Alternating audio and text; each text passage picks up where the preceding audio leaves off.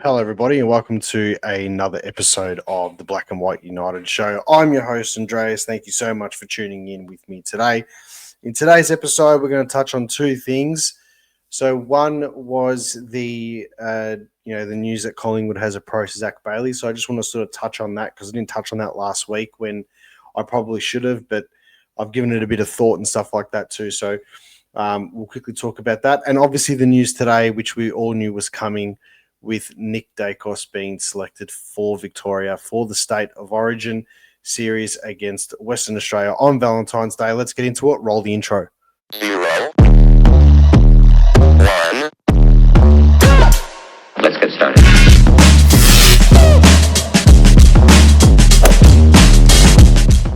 Okay, so we'll start off with the Zach Bailey side of things. Now, it was selected, I believe, on the half-forward flank for the All-Australian team. Now, when I did my All-Australian review, it was much to my surprise that he was in the actual final team. In the squad, yes, but in the team, I was a bit surprised. Now, Collingwood has obviously approached him. They're going to offer him a pretty substantial deal. Now, if you look at the other teams that have obviously he's been linked to, I think it's Adelaide, Port Adelaide, and definitely Essendon. They were one of the first ones to come out. And all the news of them was one of the first to come out to wanting to acquire him and give him a big contract. Now, he's obviously going to have to look at many different things because Brisbane are definitely going to offer him a contract. Now, I think he's like 26 years of age on top of my head. I haven't got all the stats in front of me, and this is just a raw video about what I think about Zach Bailey coming to Collingwood if he was to. I am 100% all for this if he was to come to Collingwood. Now, people might say, but in the All-Australian side, you didn't think he was deserving of being there. Yes, fair enough, but I also do think that he is a top player and would complement our midfield and, push him up forward at times like that. He can be extremely damaging. We saw in the 2023 grand final how important he was, especially in that first quarter. You look at the grand final that they won this year in 2025, you look at how massive he was, especially in that first quarter where he could have had the Norm Smith medal pretty much sewn up if he had a kick straight. I mean, he finished with 3 goals, 6. He could have had 4 straight in the first quarter. Similar to what Kyle Oman did in the grand final in 2024, and then he sort of tapered off as the game went on, where Zach Bailey had the opposite effect. So I do think that he would be a great acquisition. Going back to the sides that are after him, I mean, he was originally from the Northern Territory, I believe, and then he ended up playing down at Norwood. So there is that South Australian connection there. Does he choose an Adelaide or a Port Adelaide? I would think that Adelaide would be more suited to him if he was to go out to one of the two. But then if you look at a team like Collingwood, who could potentially be in the Zach Butters race there, if we were to acquire someone like him and commit to him and that was to go through, then the Zach Bailey side of things isn't going to happen. I don't believe that we'll be able to afford it, but we won't have the picks because trades are going to be forced. In an ideal world, if there's something that could happen where we could obtain Zach Butters through a trade, and then obviously Zach Bailey decides to come to Collingwood with the offer, or he chooses the offer over both the Adelaide sides and Essendon, and Brisbane don't want to match that offer because they are a free agent and they want to let him walk, then Brisbane can potentially, or they will get a compensation pick, and I believe it would be definitely in the top 10. You'd be silly not to have it in the top 10, and also because he's going to go for the higher end of that deal. What does that mean for players like Nick DAICOS when his contract comes up, I think, in 2029? Then obviously he's going to be at the absolute peak of his powers then. So whatever these guys are on, Nick's going to have to be on more. So that's a pretty important job for the Collingwood hierarchy to obviously manage. But, you look at those other two Adelaide sides, Adelaide will be the favourite there. Port Adelaide then come into the picture if they've lost Zach Butters to a Collingwood, Carlton, Western Bulldogs, Hawthorn, etc. They're going to have that open cap space there, which they can then offer him the money. I still think Adelaide is a more attractive offer than Port Adelaide, so I'd probably have Port Adelaide sitting there at third. And then obviously between the two Victorian sides in Collingwood and Essendon, you'd have to see how their seasons go. I do believe obviously Collingwood will have, and that's not me being biased, it's just recent history and where the lists are right now. You think Collingwood would have a better season than Essendon. So in 2026. So then that sort of leaves him thinking, I'd probably choose Collingwood, you'd think, over Essendon, also depending on the money side of things. But then you've also got the marquee games, which is another big pull, which comes into the second part of that sort of conversation.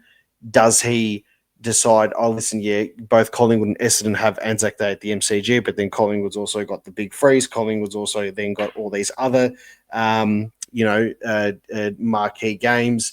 They do come up to Brisbane for the, for the Easter Thursday clash. And then, looking at all these different machinations and all these different sort of, pros and cons for each of the four sides that so far are in the race for Zach Bailey, you've got a fifth side there, and that is the Brisbane Lions.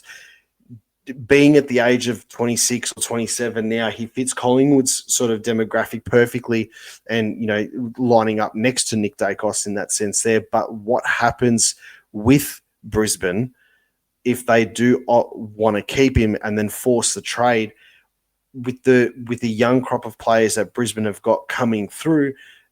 You'd think that he might be on the outer, but that's also being said that he could have won the Norm Smith medal this year. If Brisbane had won the grand final in 23, thank God they didn't, he'd be up there as well. I thought he had a fantastic game.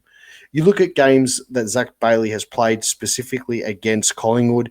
I mean, you could even talk about in 2021, played a fantastic game against us at Marvel Stadium and kicked the winning goal after the siren, that heartbreaking loss when we had that, really, really devastating season. He's a damaging player. Who does he remind me of from the Collingwood side of things? He reminds me, skill-wise, burst of speed-wise, very much like a Jordan De Goey out of the middle. Not so much in the actual body size. I think Geordie's got a bit more, is a bit more stockier, which can make him more damaging when he gets the ball and he has that burst of speed. But Zach Bailey, I think, has got more of a tank to run out the entire game, more like the Nick DAICOS side of things there. So obviously I think Nick DAICOS is way better than him. But with that being said, having him side by side with him, excuse the pun, that just creates a whole world of opportunity for our midfield, and I think that makes a player like a Ned Long even better when you've got two gun players running out from the midfield there while he's doing all the in and under work. I think will be awesome. If you had to choose between all the free agents next year with the restricted free agents in a ladder, like, who would you want first? I'd still have Zach Butters as the top, but I would have right underneath him a Zach Bailey, and then I would have King from Gold Coast. I think with the likes of a player like a Charlie West coming through, and then obtaining, the bloke from Sydney, Jack Buller that we just got, I don't think that, realistically, we've been screaming for that big, tall key forward and stuff like that for ages. Why waste the potential 2 first-round picks and salary cap space on a position where it's already kind of jam-packed at the moment, when you can have someone like these guys come through the midfield, which is a key area? It's just it's a good thing to be able to turn around and say, we can get a player who scored 3 goals, 6 in the grand final. They smashed Geelong. 23 disposals he got, and probably could have come close to winning the Norm Smith medal. So I think it's great that Collingwood are after him. Hopefully something like this comes through. We do have the power in the next 12 months to obviously be able to acquire players like this, and that's why I think that hedging our bets a little bit this season. There's been nothing on the news about us going for Carlton's pick 9 that it was last week, and the draft starts tomorrow night. So I doubt, you could have something late happening. Who knows what they're talking about behind closed doors, but I think it would have already been announced by now. So that's the Zach Bailey side of things from my point of view. I'd love to hear what you think, so make sure you drop the comments below. But now let's switch to the announcement of Nick DAICOS playing for Victoria in the State of Origin series. Okay, so it has come out today. We knew that it was going to come, obviously, at some point this week, that Nick DAICOS has been selected for Victoria in the upcoming State of Origin game against Western Australia on Valentine's Day. Obviously this was coming. We all knew that it was going to happen, and it's well deserving. If you had caught the conversation that I had with the boys on the Sharon stand, everybody was they were in agreement, but the hype around the State of Origin, obviously everybody had their difference of opinions. My personal opinion is, like, I'm really looking forward to it. I'm looking forward to finally seeing the Big V back, not in a charity game or a one-off game here and there, in a game against an actual, not against the All-Stars or whatever.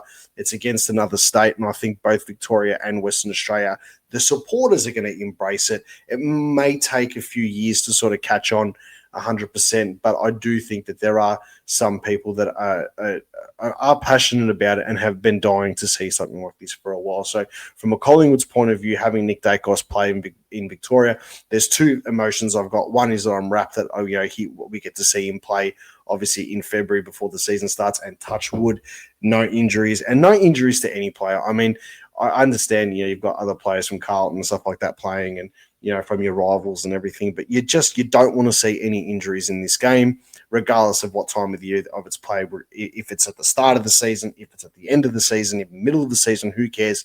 You just don't want to see any players get injured. To see Nick DAICOS play for Victoria is going to be pretty awesome, considering that we saw his dad play for Victoria 5 times, who kicked, I think, 12 goals for the Big V across his career. Just as a side note too, I think Josh is deserving. Maybe I'm being greedy by saying this, but I do think Josh is deserving of having a, at least being in some sort of squad for the Victorian Western Australia game. I think he is miles above so many other players in the competition. Obviously, the core Victorian guys that have been chosen now are the elite of the elite, but I think Josh is right there. Underneath them. There's no daylight separating. He's in the next class, and I hope he gets a gig as well. Seeing both the DAICOS boys play for Victoria would be pretty awesome. There's not really much more we can say about that. He's been selected. Is there any other Collingwood players that could be selected for State of Origin? I think Josh DAICOS will. I would love to see someone like a Darcy Cameron get selected for Western Australia. That'd be pretty cool too. But yeah, who knows? Would Bobby Hill be selected for Western Australia? I think that'd be awesome for him to obviously be a part of, a squad there, get some, added preseason training with another bunch of elites to represent his state as well. I think that would be awesome if he could. But yeah, seeing Nick DAICOS run around the Big V top is going to be pretty awesome. We are going to do a full proper State of Origin preview when that happens. When and who it's with, I don't know. I probably will get someone from another supporting channel to jump on, and we can have a chat about it. But it just means there's footy coming back earlier, which is fantastic. The draft is on tomorrow night. Obviously some of the first crop that get picked, and then it continues on for Wednesday night, which is going to be awesome. So make sure you tune in to all the updates we're going to have across the week this week. We'll talk about the players that we draft. We'll touch on all the issues that come our way from that obviously involve the Collingwood Football Club. But Zach Bailey has been offered a contract for the Pies, or have approached him. And also Nick DAICOS is playing for Victoria in the State of Origin. That's all we've got time for today on this episode of the Black and White United Show. Make sure you drop a comment. Make sure you tell me what you think. Call it as you see it. And as always, go the Pies.